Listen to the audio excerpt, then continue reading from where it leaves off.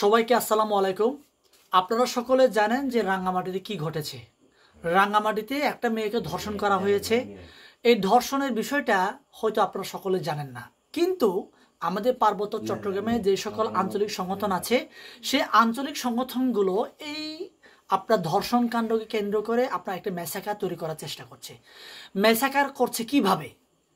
আপনারা সকলে জানেন যে পার্বত্য চট্টগ্রামে খাগড়াছড়ি জেলায় এখন 144 ধারা জারি হচ্ছে। এটা কার ক্ষতি হচ্ছে? ক্ষতি হচ্ছে সাধারণ জনগণের, ক্ষতি হচ্ছে সাধারণ কৃষকের। এক্ষেত্রে যারা আঞ্চলিক রাজনীতি করছে তাদের কি ক্ষতি হচ্ছে? তাদের কোনো ক্ষতি হচ্ছে না, তারা বরঞ্চ উস্কানি দিচ্ছে আমাদেরকে উস্কানি দিয়ে রাজপথে নামিয়ে দেওয়া হচ্ছে। আপনারা গতকাল রাত্রে 2টা ছেলেকে কুপিয়ে আপনার মারা হয়েছে। এই যে আপনার যাকে আক্রমণ করা হয়েছে, সে আক্রান্ত ব্যক্তি কে? আক্রান্ত ব্যক্তি কোনো আঞ্চলিক সংগঠনের নেতার ছেলে নয়, এটা কৃষকের ছেলে।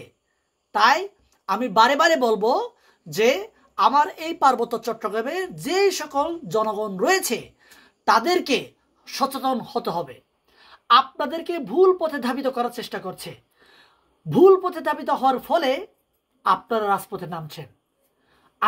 আমি দ্বিমত পোষণ করছি না যে আপনি ধর্ষণের বিচার চাচ্ছেন, কিন্তু ধর্ষণের বিচার চেয়ে আপনি যদি বলেন সেনা ক্যাম্প হটাতে হবে, সেনা উচ্ছেদ করতে হবে, আদিবাসী বলে পরিচয় দিতে হবে, তাহলে আমাদের পরিচয় কিন্তু বিকৃত হয়ে যাচ্ছে।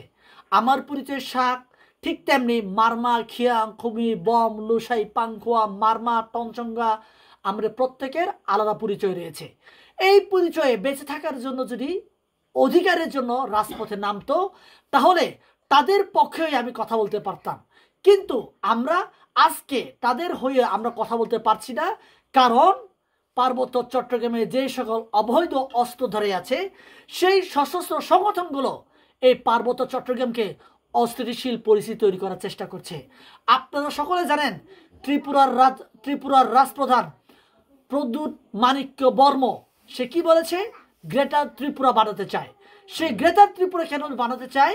এরা এই ফেনীর পর থেকে আমাদের পার্বত্য চট্টগ্রামকে এরা দখল করতে চায়, আমাদের বাংলাদেশকে বিচ্ছিন্ন করতে চায়।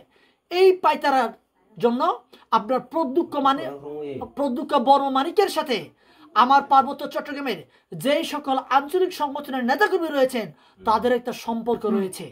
এই সম্পর্কের জায়গা থেকে এরা বারে বারে তাদের কাছ থেকে টাকা পয়সা নিয়ে আমার পার্বত্য চট্টগ্রামে যে সকল সাধারণ মানুষ রয়েছে, কৃষক রয়েছে, তাদেরকে ব্যবহার করে এরা রাজপথে নামিয়েছে।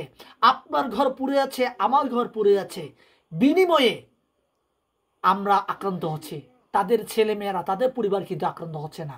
সুতরাং আমি সবাইকে অনুরোধ করব, অনেক সেনা জওয়ান, সেনা অফিসারদের গাড়ি, বিডিএদের গাড়ি আক্রমণ করা হয়েছে।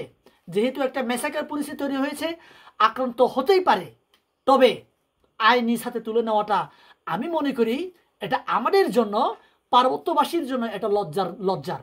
তাই সবাইকে অনুরোধ করব, এই যে আঞ্চলিক সংগঠন, রাষ্ট্রদ্রোহী সংগঠন চাকমা জাতির যে উগ্রতার, এই উগ্রতার ফাঁদে পড়লে মারমা জাতির অস্তিত্ব বিলুপ্ত হয়ে যাবে, ত্রিপুরা জাতির অস্তিত্ব বিলুপ্ত হয়ে যাবে, শাক জাতির অস্তিত্ব বিলুপ্ত হয়ে যাবে।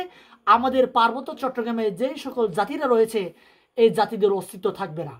অস্তিত্ব যদি রক্ষা করতে চান, তাহলে এই বাংলাদেশ সরকারের সাথে সম্পর্ক রেখে, সংখ্যাগরিষ্ঠ জনসংখ্যার সাথে সম্পর্ক রেখে আমাদের এই পার্বত্য চট্টগ্রামকে এগিয়ে নিয়ে যেতে হবে।